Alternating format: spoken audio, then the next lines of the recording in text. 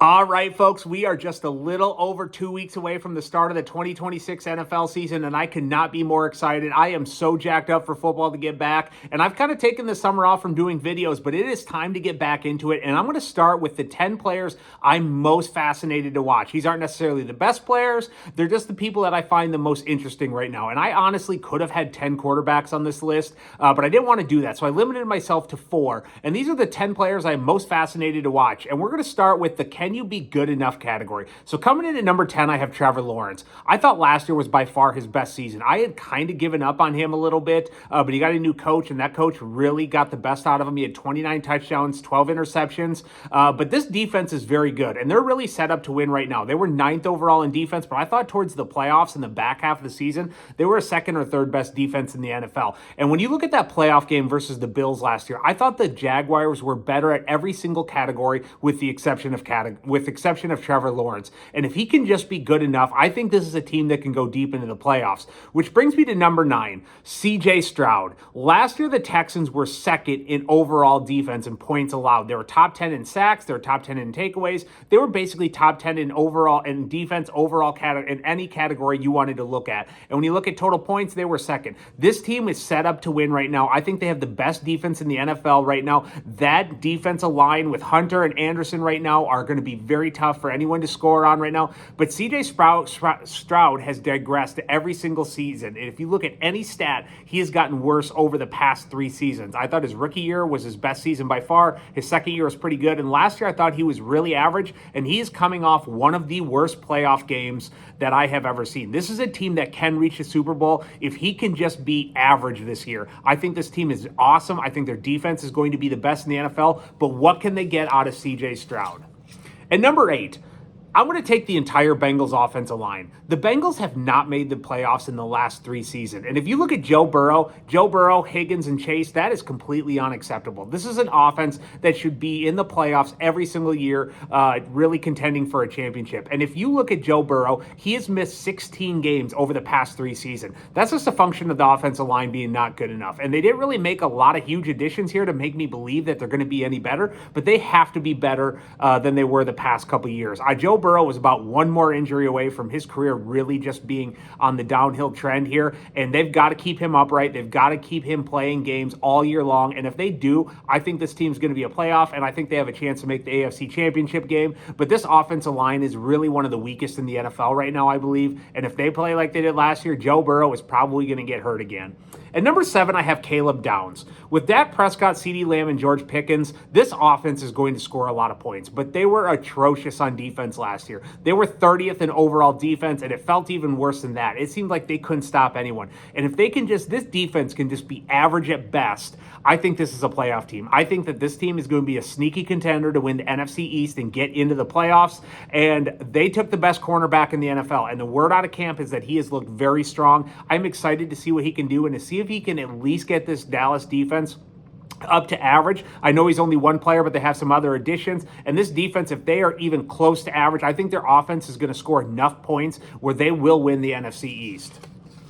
At number 6, I want to take Alec Pierce. And this is a guy that should not be on the list, and he's really not all that interesting of a guy, but the Colts gave him a 4-year, $114 million contract, and they traded away Pittman Jr., who I thought was a better receiver for this guy. He has an $84 million guarantee right now, and it seems like he can only do one thing really well, and that's run deep down the field and high point the ball. He doesn't give you a lot of short and intermediate catches that move the chains. He's just really kind of a one-trick pony, a guy who can run deep, and that's all he is. And I was really shocked about the money he received this year. I don't think he would have gotten that from any other team in the NFL. I thought they way overpaid him. If you look at some of the receivers that are making less money than him, it is absolutely shocking. And so they paid him that money, and now he better be good.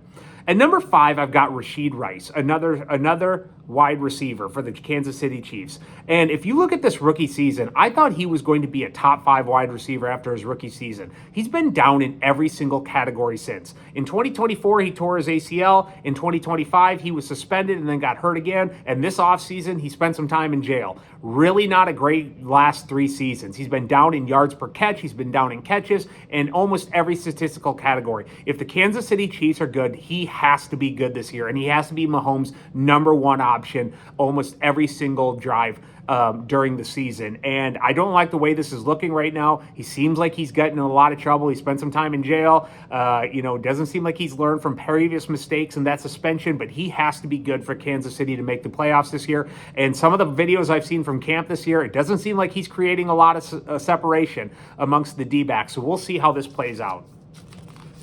At number 4, I've got Jayden Daniels. He had one of the best rookie quarterback seasons on record. But last year, he was hurt a lot, and he is a small frame, and he is a guy who just has the build of a guy who looks like he's going to get hurt a lot. He's very thin, and this team does not have a lot of talent. They got 2 pretty good wide receivers. They picked up Diggs here in the offseason. They always got Scary Terry, but other than that, there's not a lot of talent on this team. But can he get close to where he was his rookie season? And for him to do that, he has to stay on the field. So I think the bigger thing for Jayden Daniels is with his body, with his build, can he just stay healthy and on the field?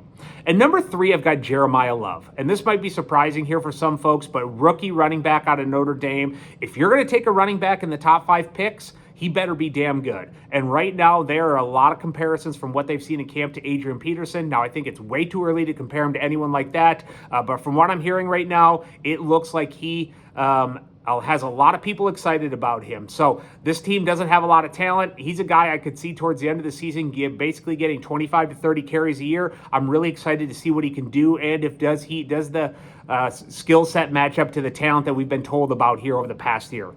Number 2, I've got Kyler Murray. Can he bounce back this year? And he had a pretty rough ending to his Cardinals career. And the Cardinals gave him that enormous contract. It doesn't seem like they really wanted to, but they ultimately gave it to him for reasons unknown. Seems like he did not have a lot of interest in game film or studying.